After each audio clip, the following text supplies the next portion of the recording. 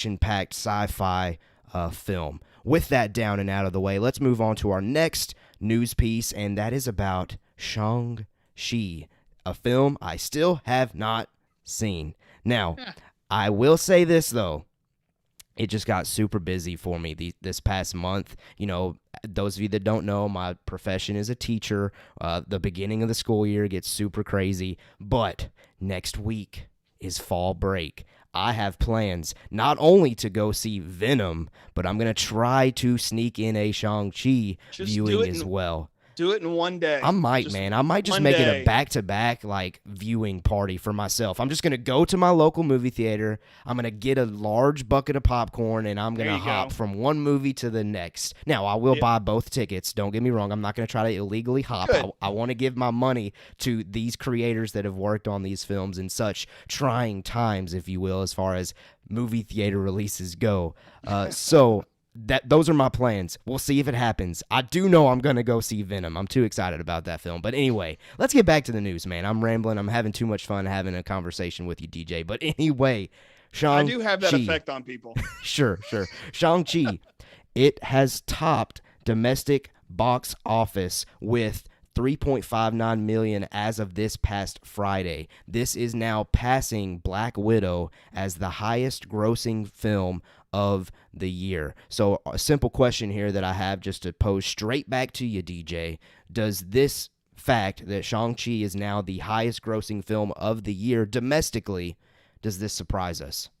Not at all. I mean, we've lacked any real reason, a big event to go to the movies. We've not had anything really this year aside from Shang-Chi and Black Widow that would warrant this is something we have to go see. So, and it makes sense. Marvel's the box office topper, and it has been for a long time. Sure.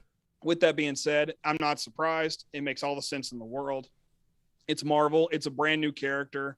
To me, it just sets up where we're headed next. So, yeah, I'm not surprised at all. Okay, and another thing, too, that you kind of mentioned there with Marvel being so successful, I know looking back on Black Widow and looking at those numbers, Black Widow, in my opinion, I felt like in a normal setting, it well underperformed.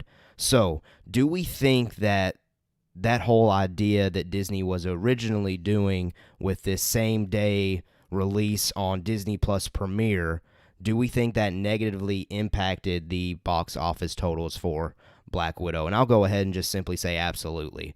I think that there was a lot of people that preferred to just kind of stay at home, pay I think it's $30 for Premiere Access, and then they're able to watch that movie more than once for at least a few days. I don't know how long that runs, but in my opinion, absolutely that release of putting it on Disney Plus and in the movie theater in the same day negatively impacted Black Widow. But do you think that Black Widow would have beat Shang-Chi if it had only a theater release?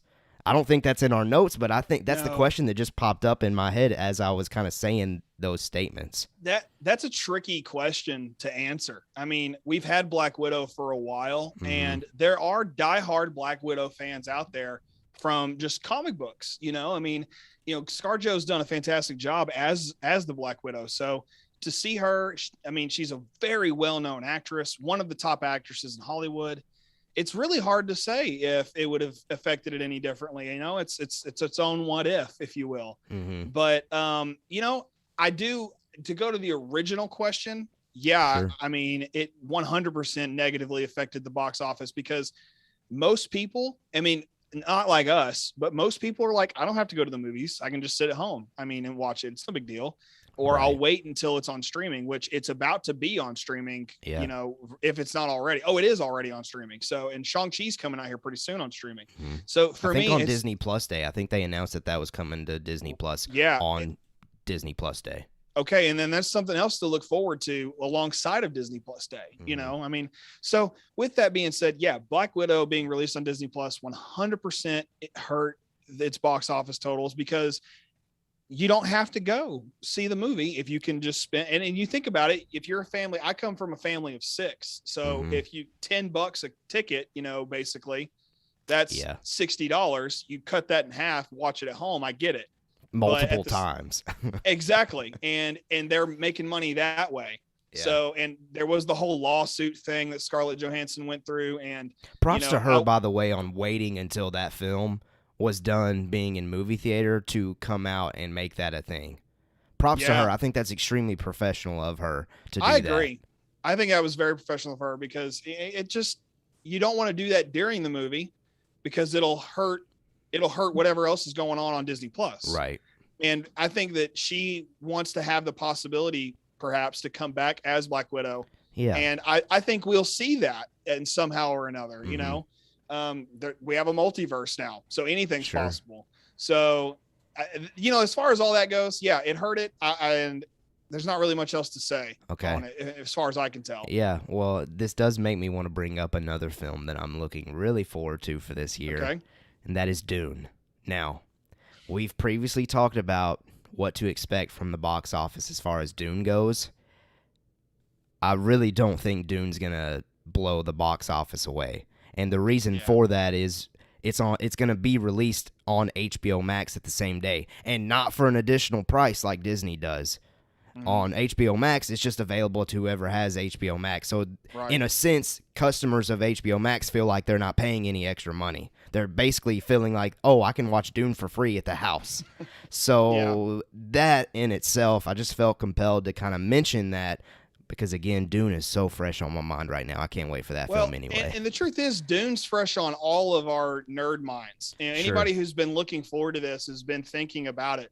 And I'm with you. I think most people aren't going to go see that in the theater. Now, streaming has its own way of working out profit. And I think it's all like I don't understand cryptocurrency at all.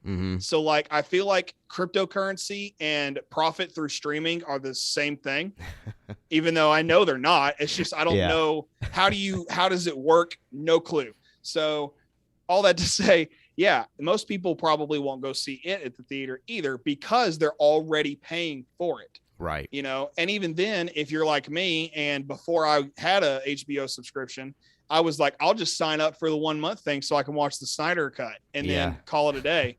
But, I now have the subscription and I love it. I love that's how I was able to watch Seven Samurai, which I did finish, by the way. Yeah, there you go. And, it's an amazing film. Everybody should see Seven Samurai at least once. But all that to say, yeah, that's kind of what streaming's doing to us right now. Yeah. And I think it's unfortunate because I am a movie theater guy. Sure. But, to each their own, I suppose. Yeah. Well, congratulations to Shang-Chi on its successful mission, if you will, as far as becoming the #1 in the box office domestically for this year. We will see if that holds. I know we have a pretty incredible film of Spider-Man coming soon at the end of the year that I'm sure everyone is going to want to go see.